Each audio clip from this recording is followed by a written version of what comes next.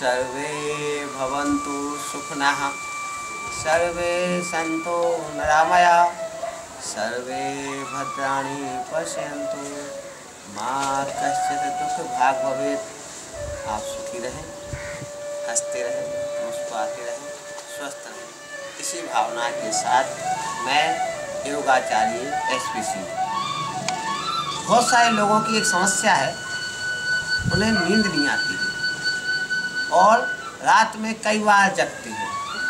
और जब रात में उनको नींद अच्छे से नहीं आती है तो दिन भर कार्य भी अच्छे से नहीं कर पाते, उनको कार्य करने में मन नहीं लगता है। क्योंकि अगर हम नींद अच्छे से नहीं लेते हैं तो हमारा जो सिस्टम है, जो श्वसन तंत्र है, पाचन तंत्र है, परिसंचरण तंत्र है, वो कोई भी तंत्र अच्छे से काम नहीं करता है।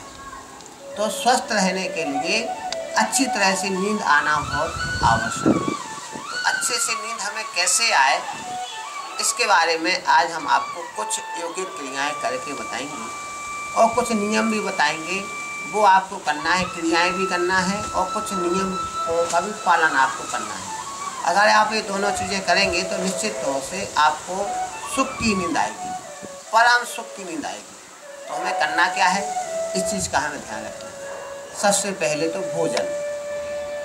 भोजन का जो नियम है, जो शास्त्रों में लिखा हुआ है, वो यह है कि हमें सूर्यास्त से पहले भोजन करना है, सूरज डूबने से पहले हमें खाना खा लेना है और शाम का खाना जो है वो हल्का होना चाहिए। किसी वजह से आप देर से आते हैं, काम से लेट हो जाते हैं, तो हल्का खाना खाएं, जैसे खिचड़ी है, दलिया है या और भी कोई हल्का खाना खाना है।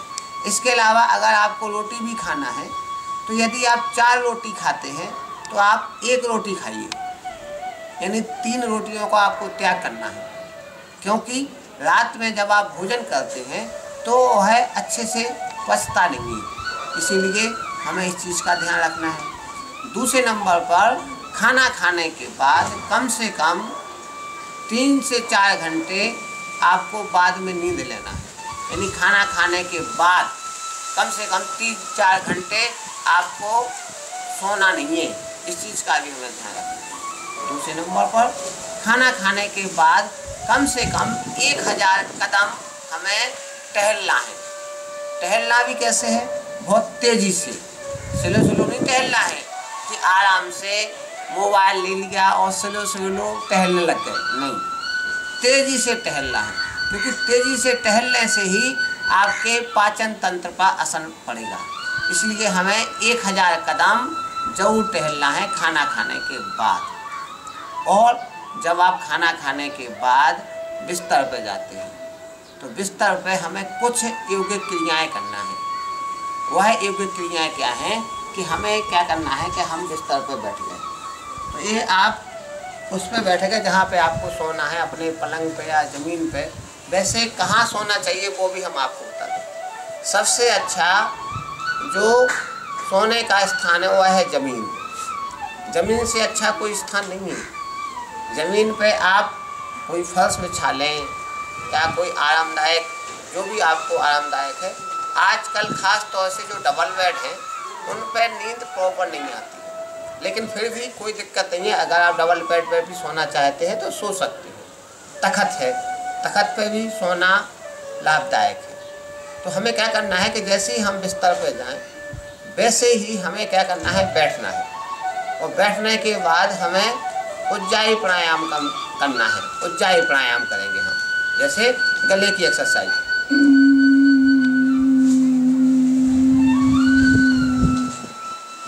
ये हमें करना है।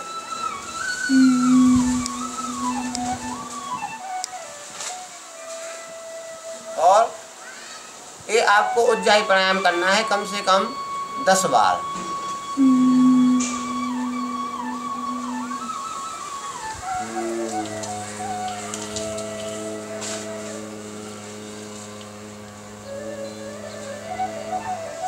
ये गुंजन भी करना है, उज्जाई खुद की।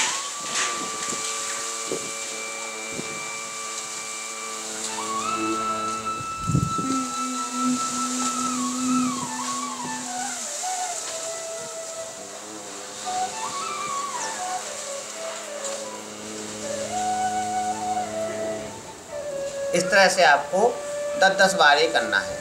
इसके बाद आप ये लेट जाइए। हाँ, लेटने की दिशा का भी ध्यान रखिए। या तो आप पूर्व दिशा की तरफ सर करके लेटिए या फिर आप दक्षिण दिशा की तरफ सर करके लेटिए। ये 2 दिशाएं अच्छी हैं सोने के लिए, पूर्व दिशा या दक्षिण दिशा। तो आप ये लेटिए। अब आप ये क्या है, सीधे लेट जाइए। पहले आप सीधे लेट गए और सीधे लेटने के बाद आप अनुलोम विलोम भी कर सकते हैं। अनुलोम विलोम, दाहिनी नासिका को दबाएंगे, बाईं तरफ से सांस लेंगे,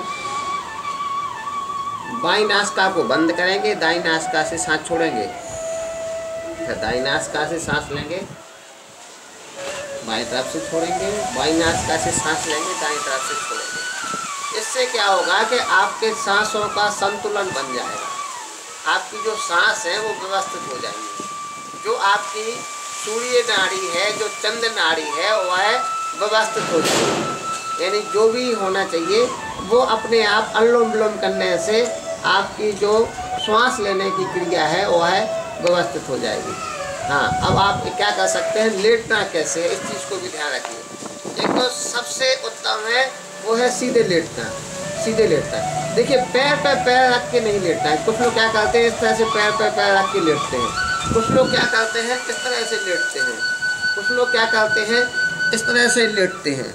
तो इस तरह से नहीं लेटना है। लेटने का या तो सीधा तरीका है या फिर क्या करिए कि जो आपका बायां हाथ है उसको मोड़िए और इस तरह से आप भी लेट सकते हैं। और या फिर आपको सीधे लेटना है। ये है लेटने का सही तरीका, जिससे कि आपको सांस लेने में दिक्कत ना हो।